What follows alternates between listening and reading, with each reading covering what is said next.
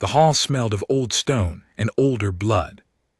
Kale had stood in the Hall of Succession before, as a child clutching her mother's hand, as a novice carrying the ceremonial torch, as a young warrior receiving her first scar marks after the Gorath campaign. She had never stood in it like this, alone, at the center of the speaking circle, with every elder queen arranged above her on the tiered obsidian gallery, and their eyes carrying the flat, settled weight of a verdict already written. She kept her hands open at her sides. It was the only thing she could control. The eldest of them, Vareth, spoke first. She was not the loudest of the queens, but she had the kind of voice that found the ear regardless of distance, like water finding a crack. Kale Shan of the Morrow line. Third daughter of Osric the Unbroken, you stand before the full conclave to answer the matter of the Grafin Accord. The Grafin Accord. Kale let the words pass through her without landing. She had negotiated it herself. 3 months in the borderlands, sleeping in mud and eating whatever the marshes offered, learning the guttural click language of the Grafin enough to indicate respect. She had brought home a ceasefire that had held for 6 seasons where 4 previous attempts had spilled blood. She had thought, she realized now, with the particular stupidity of someone who had trusted the obvious, that this was the point.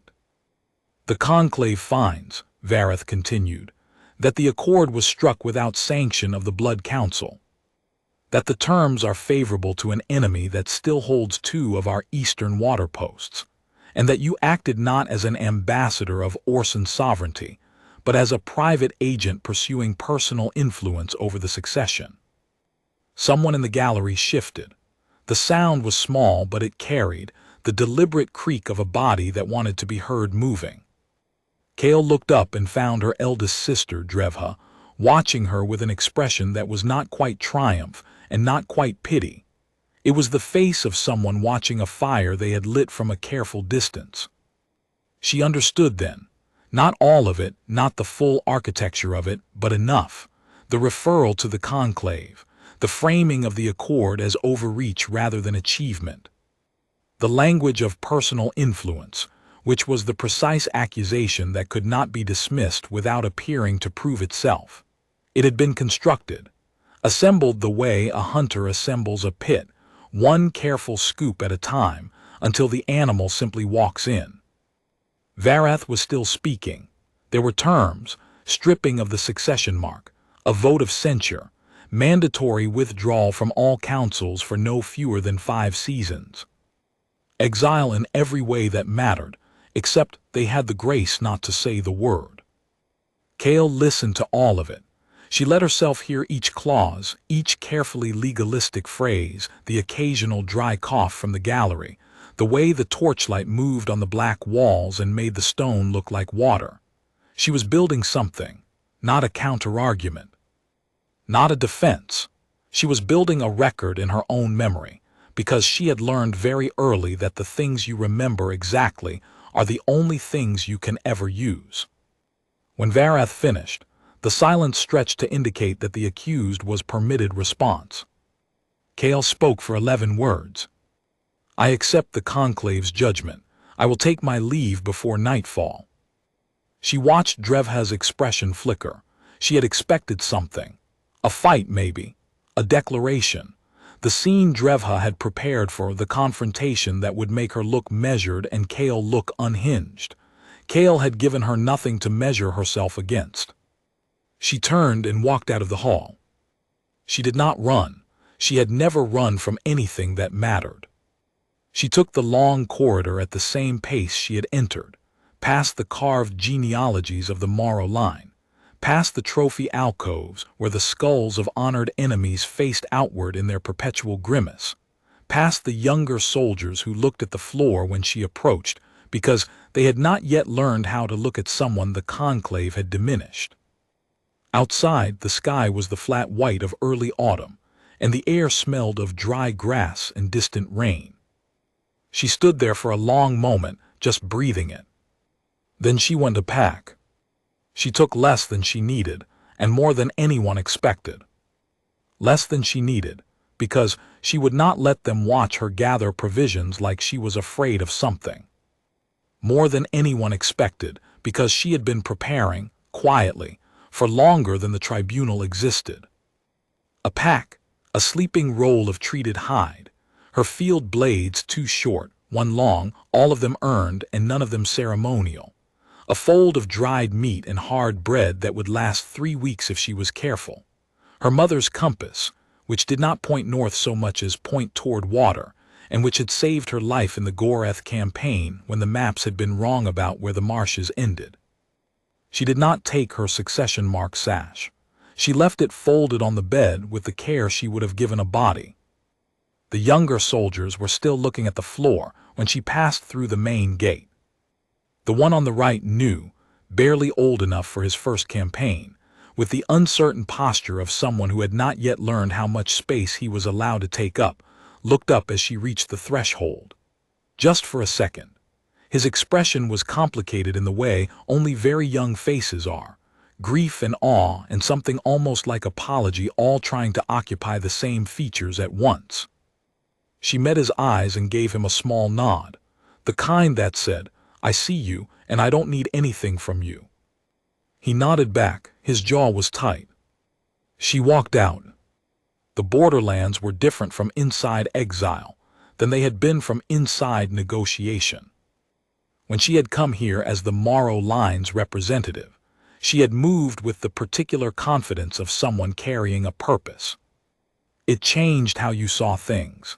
The hills were hills, the marshes were marshes, the tree line was a tactical feature to be catalogued and used. Purpose made the world a set of tools. Without it, the world became itself. She was 3 days out when she noticed this. She had made camp at the edge of a long meadow where something had been grazing recently. She could see the close-cropped grass, the small round shapes of tracks that didn't match anything she knew. She had been sitting with her back against a tree, eating slowly, watching the meadow go dark as the sun lowered, when she realized she had spent the last hour simply watching the light change on the grass. Not thinking about where to go next, not cataloging, just watching. It unsettled her in a way she didn't fully trust. She was trained to be suspicious of ease. On the 5th day, she crossed what she had always understood to be the soft boundary between Orson territory and the human-adjacent borderlands, the zone that belonged to neither side and therefore, as the Grafen Accord had briefly formalized, was meant to belong to peace. She crossed it in the early morning when the fog was still thick enough to soften the world's edges, and she felt the change less as a line and more as a gradual shift in the quality of the silence. Human territory did not sound like home. She knew this intellectually. She had been briefed on it during the Grafen negotiations. Humans had a different pressure on the land. Their settlements left longer echoes. The air around their places smelled of burning and fermentation, and a kind of animal density that had no parallel in Orson encampments. She had studied it. Studying it had not prepared her for what it felt like to smell an actual human fire from 200 meters out, and feel something close to curiosity, instead of threat assessment. She stopped walking and stood very still. The fire was small, cooking fire, not signal fire. She could see the thin column of smoke above the tree line. There were voices, but low, the particular murmur of people who were tired and not trying to perform anything for each other. She told herself she was gathering intelligence. She moved closer. The camp was 3 humans. 1 older male, 2 younger, one of whom might have been female. Human gender presentation varied in ways that had never been entirely legible to her. They had a rough canvas shelter, a fire pit that had been used many times in the same spot, and a small contraption of bent metal and leather that she could not immediately identify. One of them was working on it with focused attention, hands moving through the mechanism with the ease of long practice, not looking at it, doing it by feel in the dark. The way you handled something you had made yourself and knew completely. She watched for a long time. The one working on the mechanism paused at some point and hummed something, low and absent, the way people hum when they've forgotten they're doing it. A few bars of something with no particular melody she could identify, something that sounded like it had been learned before language. Kale felt the hum land somewhere under her sternum, and she could not immediately explain why. She backed away carefully and made her own camp half a kilometer distant, and lay awake for a while in the dark thinking about what it meant that the thing which had almost cracked her composure in 3 days of exile was not the tribunal, not the walk out of the gate, not the first night sleeping on open ground. It was a human humming to themselves over a piece of broken machinery. She didn't understand it, she filed it. She had been in the borderlands for 2 weeks when she found the cache. She wasn't looking for it. She had been following the run of a small river that her mother's compass had pointed her toward, looking for a ford point, when she saw the rock formation, 3 large stones stacked in a configuration that was too deliberate for nature. She recognized it immediately. It was a graphene marker. Specifically, it was a marker type she had only seen in the border zone during the negotiation period, used to indicate a safe transfer point. She stopped. She looked at the marker for a long time. Then she looked at the surrounding terrain with different eyes. The ford she had been looking for was 10 meters downstream. It was shallow and clean, and the stones were flat, good footing. But the bank on the far side showed signs of recent disturbance, not wildlife. The compression pattern was too organized, too deliberate. Boots, she thought, though not the kind she was used to. Smaller, lighter. She crossed and followed the trail. It led her to a hollow under a cut bank where someone had stashed a sealed container made of a material she didn't recognize. Not metal, not wood, not the cured leather or treated hide she was familiar with. Something that had been grown rather than made, with a matte surface that seemed to absorb light rather than reflect it. It had been sealed with a closure mechanism she had to study for a moment before she understood it. A pressure point on each corner, all 4 activated simultaneously.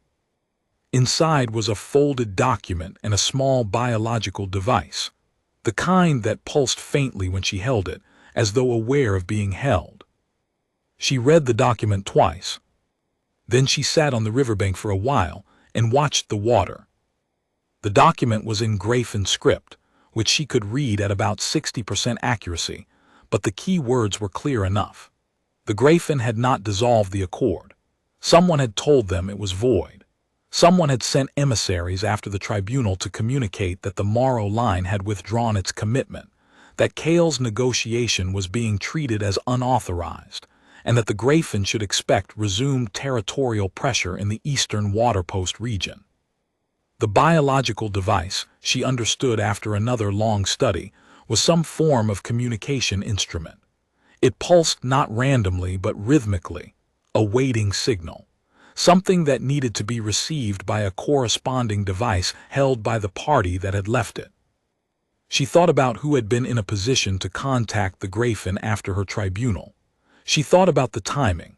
She thought about Drevha's face in the gallery, not triumph, not pity, but the watchful calm of someone who has set a board and is waiting to see how the pieces fall. The exile was not punishment, it was removal. She had been taken off the board before the next move could be made. The question was what the next move was. She wrapped the device carefully in a strip of treated hide from her pack and tucked it against her ribs, inside her outer layer, where it sat warm and pulsing like a second heartbeat. Then she stood up and adjusted her pack and started walking. Not back, not yet. She needed to understand what she had been set up to miss. She spent 4 more days moving through the borderland, gathering what she could. She was careful and she was patient, and she operated on the assumption that she was being watched, because she had been set up once by people who knew her patterns, and there was no reason to give them a second angle. She watched the human camps with new attention. She had stopped thinking of them as threats or as intelligence targets and started thinking of them as part of the landscape she was trying to understand. The full landscape, not the one the conclave had always drawn for her. On the second day, she observed a human woman of middle age walking a perimeter of her camp with the careful, routine attention of someone who had done this 10,000 times. She walked it the same way Kale walked a perimeter. Not paranoid, not performative, just present. Doing the thing because the thing needed doing. She moved through the landscape without announcing herself, and when a noise came from the tree line she stopped and held very still and waited, and did not immediately go toward the noise or away from it. She let the information come to her. Kale recognized this. She had no word for the recognition, but it was real. On the third day she watched two humans eating a meal together in total silence. The way people eat when they have known each other long enough, that presence is its own conversation. On the fourth day she came to what appeared to be a small trading post at the junction of two game trails. A structure that had clearly been built and rebuilt many times in the same spot, accumulated rather than planned, with layers of material and intention visible in the walls if you knew how to look. There were several humans present, and some Grayfin, and at least one creature she had never classified before, moving between the groups with the ease of long practice. She watched from the tree line for a long time. Then she walked in. No one reached for a weapon. One human near the entrance met her eyes with a steady, evaluating look that she returned with equal steadiness, and after a beat he nodded slightly and looked away. Not submission.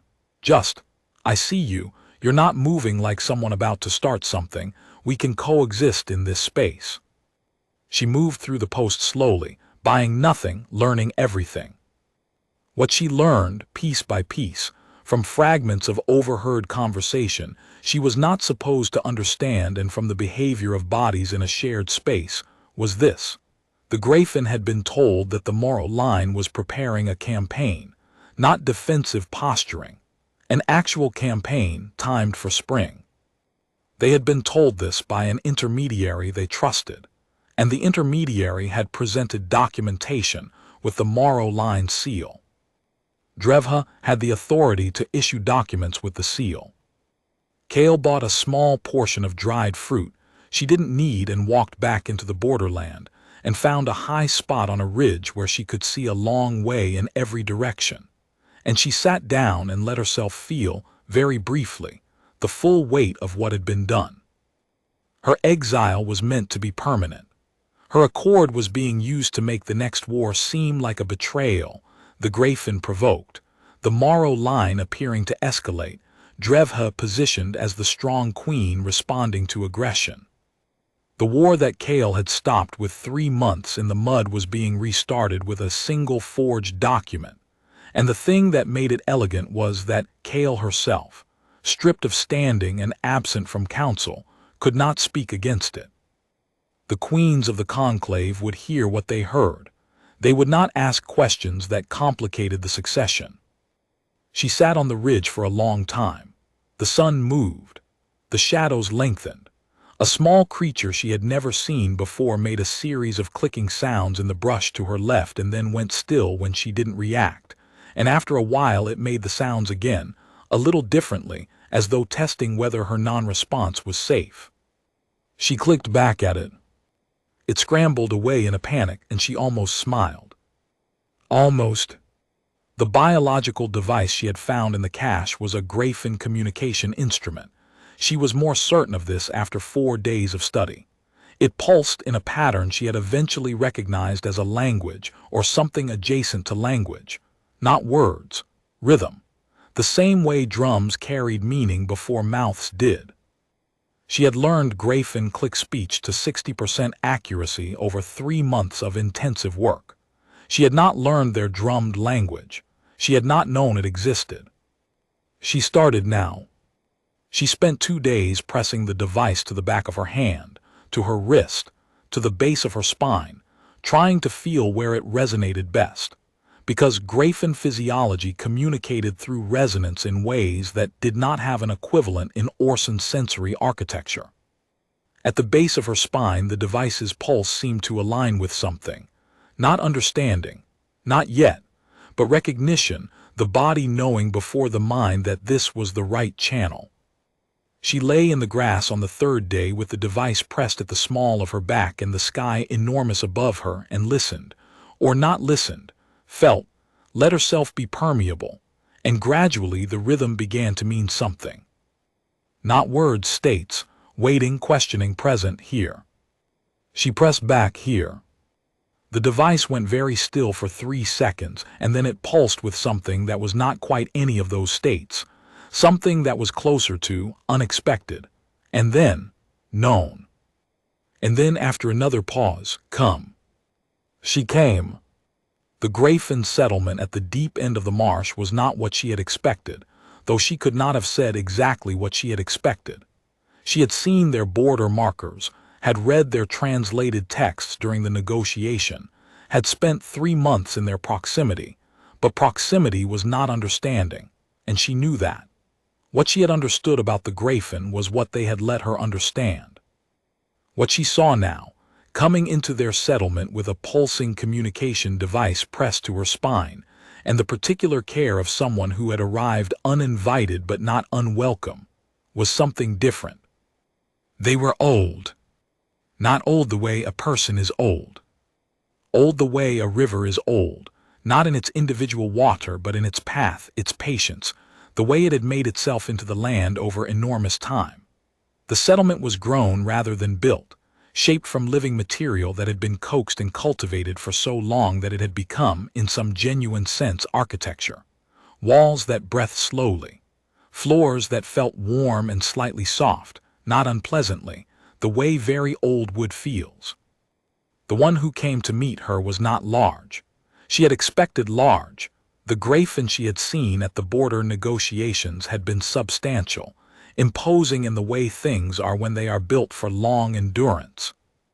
This one was lean and still, with markings on the visible skin that were more complex than anything she had catalogued before, and eyes that were a shade of amber green she had no color name for.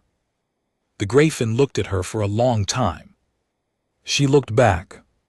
Then it made a series of clicks and gestures, and the device at her spine pulsed, and she understood approximately. You brought our thing.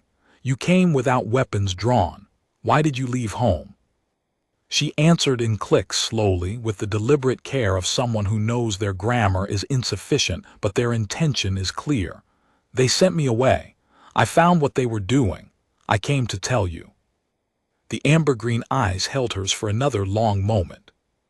Then the Grafin made a sound she had not heard before, something low and continuous, not quite a hum, not quite a vibration.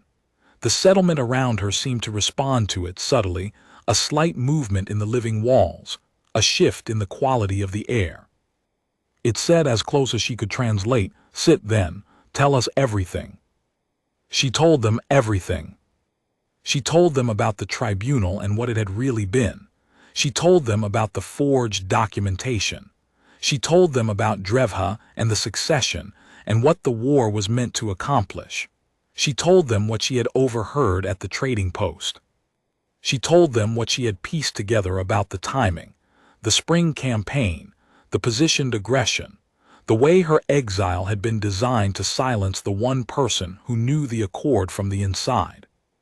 She told them in clicks and gestures and the halting approximations of a language she was still learning. And where words failed, she drew in the earth and pointed at things and let her hands do work that her vocabulary couldn't. The Grafin listened with a patience that was not passive. She could feel them receiving what she said, processing, holding it. When she paused, they didn't fill the silence.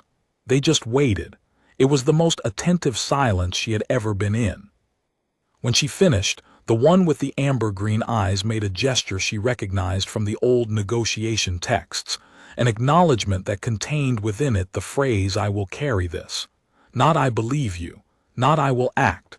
Simply, "This will not be lost." She nodded.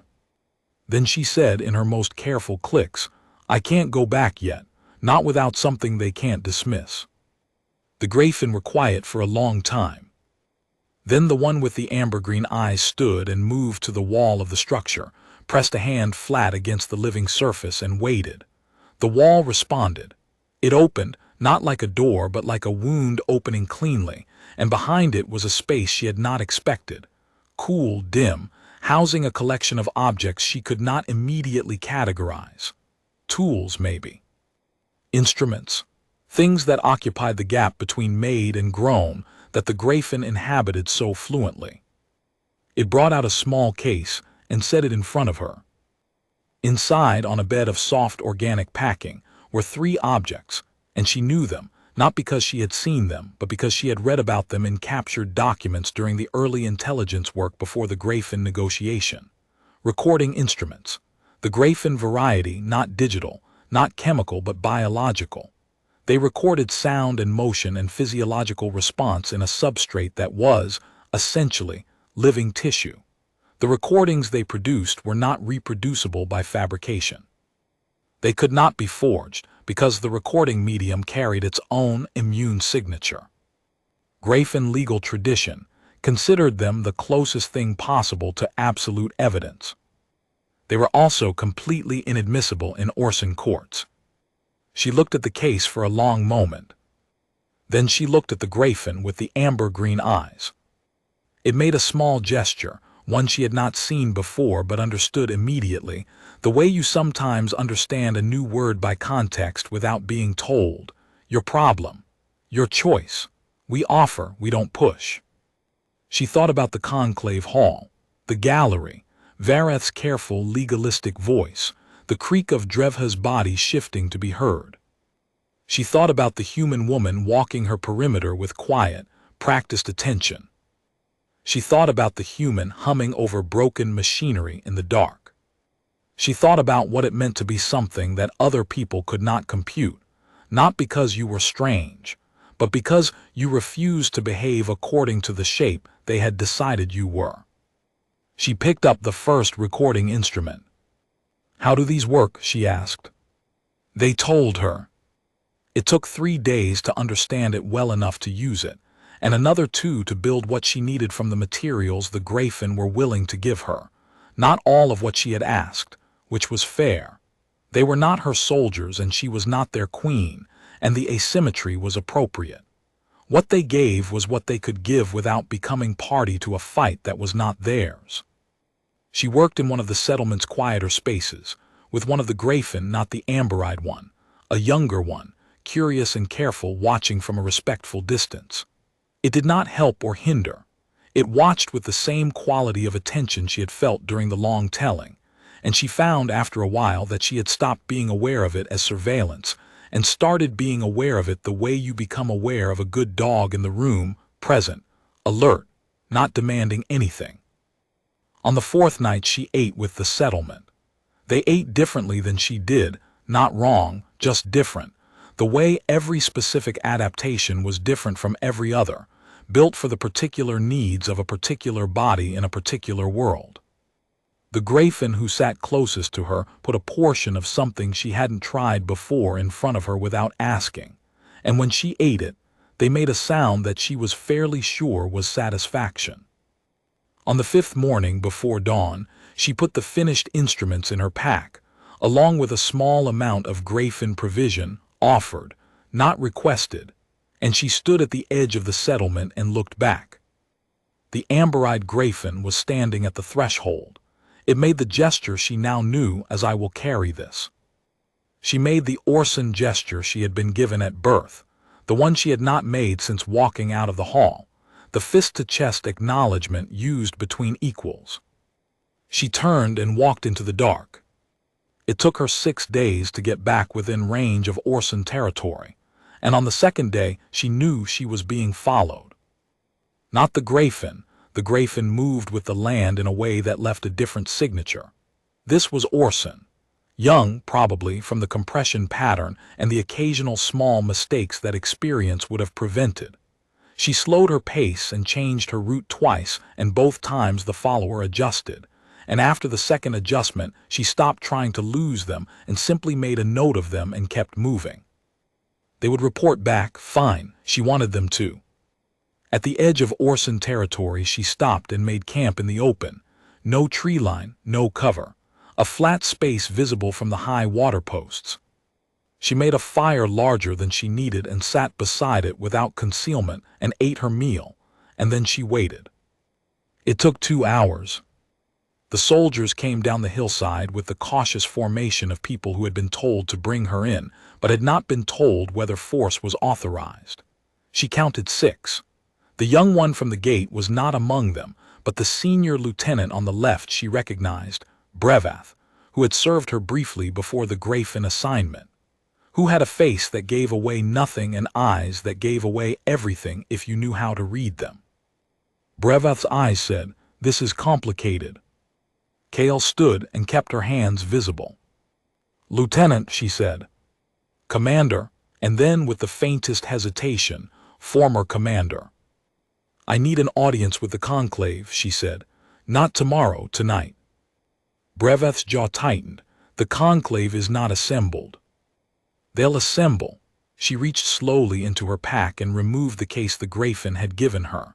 "I have evidence of a crime against the Grafin Accord, against the people who made it possible, against the Morrow Line itself, though the Morrow Line doesn't know that yet."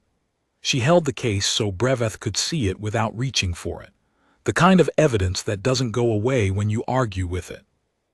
Brevath looked at the case, then at Kale, then at the soldiers behind her, who were all very carefully not looking at anything specific.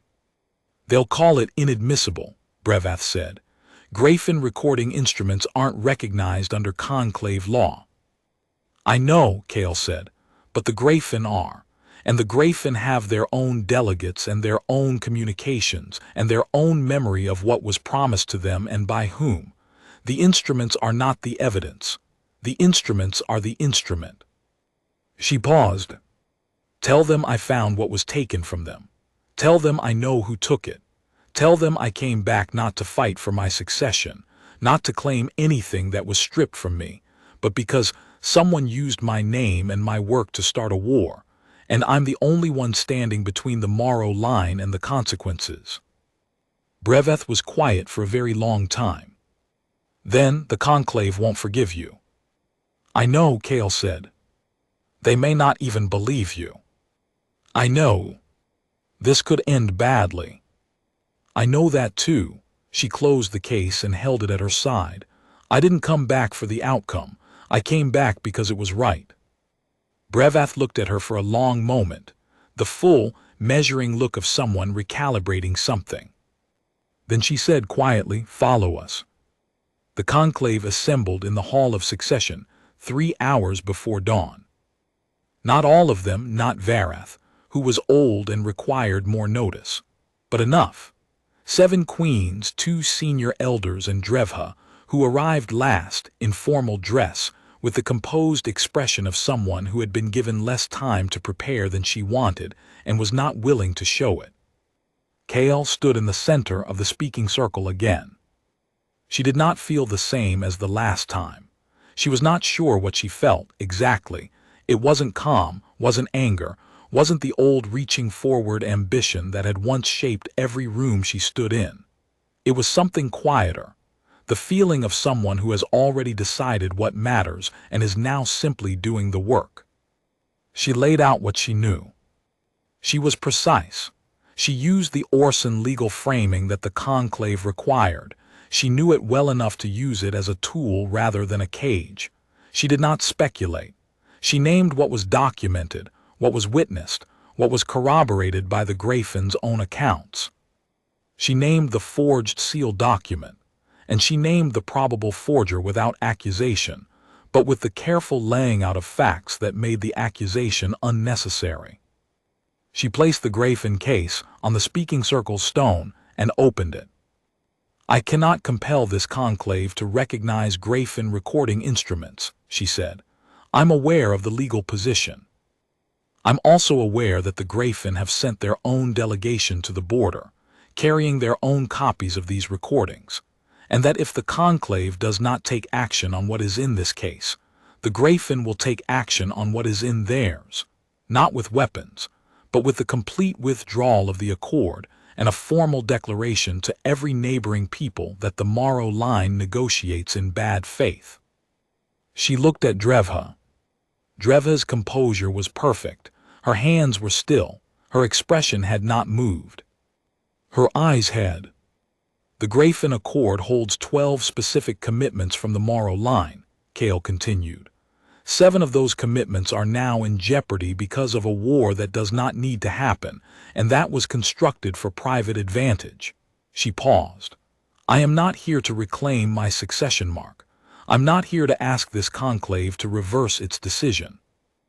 I am here because someone used my name and my work to do something that will cost this line far more than the succession is worth, and they believed I was gone and could not say otherwise. She let that sit. I'm not gone, she said. The hall was very quiet. Drevha spoke. Her voice was exactly what it always was, controlled, resonant, the voice of someone who had practiced leadership sounds their whole life. The instruments are inadmissible. Yes, Kale said. Your testimony is that of a censured officer. Yes. You have no standing in this hall. No, Kale said, but the Grafin delegation does, and they're arriving tomorrow morning. Drevha said nothing. One of the other queens, Marath, the oldest of those present, who had not spoken since the assembly was called, made a sound that was not quite a word and not quite dismissal. What do you want? Marath asked. Kale thought about it, not because she didn't know, because she wanted to say it correctly. I want the Grafin Accord honored, she said. I want whoever forged the Morrow line seal held accountable under the law that law was broken under, not a law of convenience. She paused. And I want the Grafin delegation received with the respect owed to a people who chose peace when war was easier. Another silence. And for yourself, Marath asked. She thought again. Nothing, she said. The words sat in the hall with more weight than she expected. You came back, Marath said slowly, in exile with no standing, carrying inadmissible evidence to correct a crime that directly harmed you, and you want nothing for yourself. I want the crime corrected, Kale said. That has to be enough. If I come back demanding something for myself, you can argue about what I'm owed. If I come back asking nothing, all you can argue about is whether I'm right. Marath looked at her for a long time. Then she looked at Drevha. Then she looked at the case on the speaking circle stone. Adjourn for deliberation, she said. Kale waited in an anteroom she had not been in since childhood, a small stone space off the main corridor where her mother had once made her wait during a particularly long conclave session, with a single guttering torch and the distant sound of queens' voices too muffled to parse. She sat on the same bench. The torch was different, but the quality of light was not. She thought about the human woman walking her perimeter in the dark. She thought about the Grafin settlement, the walls that breathed, the amber-green eyes, the patient receiving quality of a people who had decided that time was not their enemy. She thought about the young soldier at the gate. She thought about her mother's compass, which was still in her pack, pointing toward water wherever water was, indifferent to every other question. The door opened. Brevath, not a queen. Brevath's face was doing the thing it did, surface composed, eyes giving everything away. The conclave is deliberating, Brevath said. It will take time. I know. There are factions. Brevath paused. Some want to restore your standing in full before the Grafin delegation arrives. It would look better. I know. Others want to investigate the claim without restoring you, to avoid the appearance of. I know, Kale said. I've been in enough councils to know all the positions. Brevath was quiet for a moment. Then she said more quietly, Did you know she would try this before you left? Kale thought about this honestly. I knew something was being done, not the specific shape. And you didn't fight it. No. Why? She looked at the torch. The flame moved in a current she couldn't feel. Because if I had fought it, I would have been fighting her frame, she said. Fighting in a trap makes the trap real. I left because leaving was the only move that wasn't hers. She paused. And because I needed to know what was out there. What I had been negotiating toward. Breveth absorbed this, and what was out there. She thought about the marsh and the meadow and the trading post, the Grafin settlement, the human camps, the small creature in the brush that had gone still when she didn't react and then tried again. People, she said, just people, doing the work of staying alive and not making it harder for each other than it has to be. Breveth said nothing. After a while she said, the young soldier at the gate, the one who was there when I left. Oreth. He looked up, Kale said, when everyone else was looking at the floor. He's been on report twice since your tribunal, Breveth said, for insubordination. Both times it was speaking a favorable opinion of you in the wrong company. Kale felt something move through her chest, not grief exactly, not warmth exactly, something that occupied the space where those things meet. Make sure he's there when the Grafin delegation arrives, she said. Visible post, let him see it. Breveth studied her. You really do want nothing, she said. It wasn't an accusation, it sounded almost like wonder. I want the thing I negotiated to mean something, Kale said. That's not nothing, that's just not what they expected. Breveth nodded once, slow. I'll come get you when they decide, she said. I'll be here, Kale said. They decided before dawn. Not the full restoration, that would take longer, would require more formal procedure, and Kale had expected as much and did not need it. What they decided was this. The evidence would be reviewed, a formal inquiry would be opened into the sealed document, and the Grafin delegation would be received at the level of accord signatories. Drevha would not speak against it. Not yet. But the investigation being opened at all was the piece that mattered. It was the thing that could not now be taken back. Kale walked out of the anteroom into the corridor, and Breveth was waiting. They walked together toward the east wing, where the guest quarters were being prepared for the Grafin delegates. The sky through the high windows was beginning to lighten. The particular blue of early dawn that exists for only about 20 minutes before the world decides on a color for the day. What will you do now? Breveth asked. What I've always done, Kale said, the work. And if they don't restore you? She thought about the compass in her pack, pointing toward water, indifferent to every other question. Then I work from outside, she said. The accord doesn't need my title to hold. It needs people on both sides who believe it's worth holding. She paused. I know some of those people now. They turned the corner, and at the far end of the corridor, at the outer door, the early light was just reaching the stone floor in a long, pale bar.